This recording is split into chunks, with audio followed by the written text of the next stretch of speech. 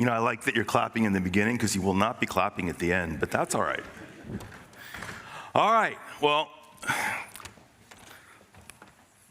let's start with something different. A picture of Milton Friedman. Milton Friedman, David started the conference with a quote, or several quotes, and this is a quote that I've always liked. There's no such thing as a free lunch. What did Milton Friedman mean by that? It just means that you don't get something for nothing, right? Everything has a cost. Now, I don't know how many people know who Milton Friedman is, so let me provide a little background.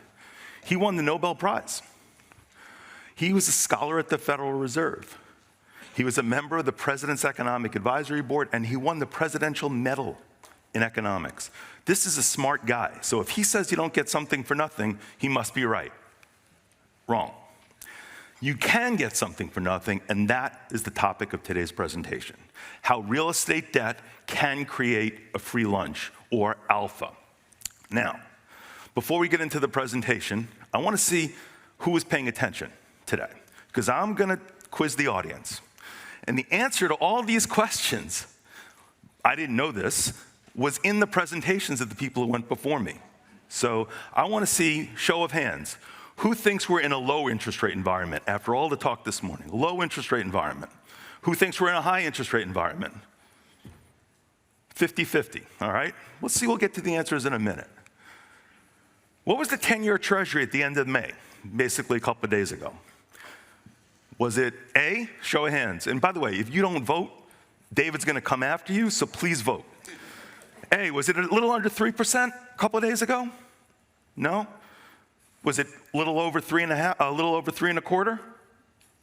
Was it C, 366? And D, 408. So most people think it was 408. It was actually 366. Now comes the bonus round. Over the last 60 years, what was the average yield of the 10-year Treasury? Now remember, most of you, for the most part, thought we're in a high rate environment. Current rates are 366. What do people think? The suspense is killing you, so I'll show you. Almost 6%. That's a surprise, right? I don't think people would have picked that answer. Over the last 60 years, the average 10-year Treasury was almost 6%.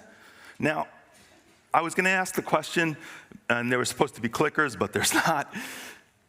The answer that people give to this question is based upon when they started their career.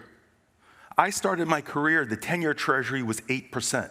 Believe it or not, that was not in 1960. I'm not that old. But it was in the mid-'80s. So when the 10-year Treasury dropped to 6%, I thought, oh my God.